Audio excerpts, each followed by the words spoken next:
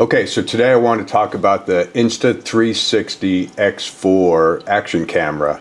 And keeping with the channel's premise that I'm going to give you the information you need in as quickly, as short as possible. But so bottom line up front, this is kind of the most fun I've had with the action camera in a very long time. Ever since I've been trying out different things.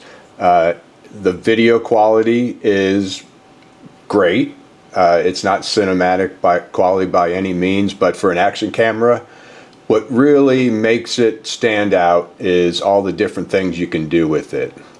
So bottom line, I think it's great. You know, there's an X3, the previous generation that's out there. They say it's very good. I've also heard, can't compare them directly, that there's enough improvements in this version that it's worth going for the latest model. So bottom line up front, absolutely recommend it. So to go in a little bit more detail, so this is the X4, and the concept's a little tough, to figure out initially, and I'm still struggling through it myself, having had it for a week or so. But basically what it does when it's in 8K mode, it is shooting a 360-degree bubble of video, and it's recording that constantly and pulling that data in. Now, when you bring the files into their software, that's where you go from an 8K bubble, which sounds like a lot of footage who uses 8K. Well, in this case, you don't. You basically could have a 4K or a 1080p window into that bubble. Basically, you go through and you can reframe, and it's a little mind shifting because you can continuously change inside of that 360-degree bubble of where your frame is sitting, and you can make cuts back and forth and different angles and different views, so constantly changing that up.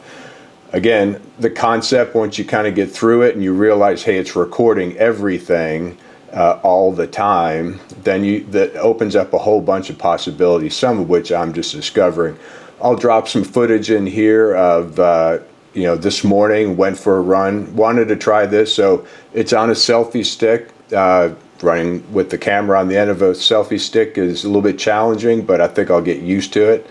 So I was able to, again, take about 40 minutes of footage. I've edited out just a few places to where you can see where you can look at yourself, you can take different angles, and then you can start getting into kind of some tricks that I'll show in some other footage coming along. That creative editing that makes it look like maybe it's a drone shot, a very low flying drone, or the shots of you coming at the camera and then it watching you pass on by. Another one you'll see is me riding my bicycle. I had some bike clamps, put it right on the handlebars, mounted this right to it, and just let it roll. Came back, looked at the footage. I could get shots looking to the left or to the right, up, back at me, back down at the road. A lot of creative opportunities with that. Of course, again, once you get it in your brain of how this is working, you're able to work through it. So the device feels really dense. It's very well made as of right now, so I haven't had any problems with it, but it does have some heft to it. It feels like very quality 1990s cell phone, the little candy bar style. But I haven't had any issues with it. You'll see on the run, it was wet, it had been raining that morning. One thing about it, it does have, of course, it's basically two fisheye lenses, one right here, and then another on the back or the front. So these lenses are exposed. There does come with two clear plastic bayonet mount style protective covers. One thing I noticed is because of the shape of the lenses and how the fisheye lenses work, really any piece of dust, I think I had a water drop on there at one point today. You'll probably see it in the footage, but you do have to be careful. Hey, I'm going to jump in real quick. That black dot that you see there is actually not something on the lens. I just figured this out. It's the GoPro stick mounting bolt sticking out just enough to where it was outside of the little invisible stick dead zone for the lenses. So keep that in mind when you choose a stick to use. The footage, but you do have to be careful about that. A little craziness, this little silicone cover that goes over the lenses to protect it when you're not using it, when it's in a bag or on your desk, doesn't come with it. It's an option. It's super not expensive. It's like $7 from Insta360. Really should have come with it. It does come with a little neoprene case that works fine. But taking that in and out of there constantly is kind of a hassle. So definitely recommend picking this up. A selfie stick. You may notice in the videos you don't see the stick. Now you may see a shadow depending on the angle that I had the stick at, the camera. But the way, again, this works, there is a blind spot for the camera, and it's directly beneath it. And that allows, if you've got a straight selfie stick, that selfie stick essentially vanishes from your video. You don't have to edit it out, it just doesn't appear. Now, a lot of us may have some selfie sticks that have the bend to it, or you're able to reposition it to get the right angle.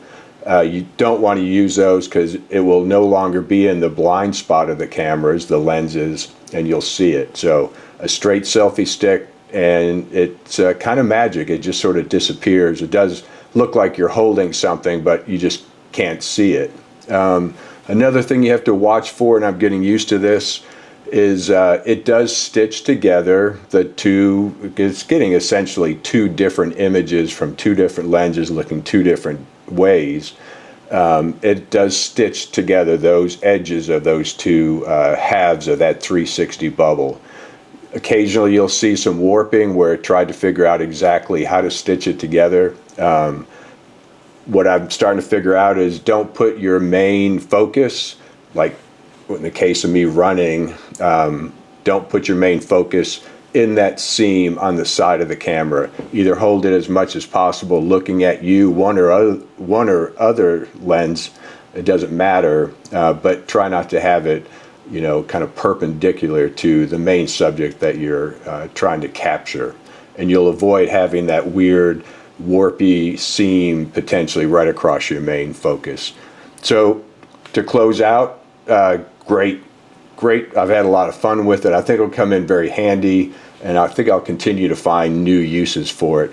The battery life, pretty good sized battery. Not sure what capacity is, but I did a hour-long walk, a 40-minute run, and haven't had any issues. So it doesn't just crush the battery because it is driving, again, two lenses. It's quite a bit of processing going on to make that happen. So take a look at the video. If you have any questions, just drop them in the comments below, and I'll be happy to reach back out to you. Thanks.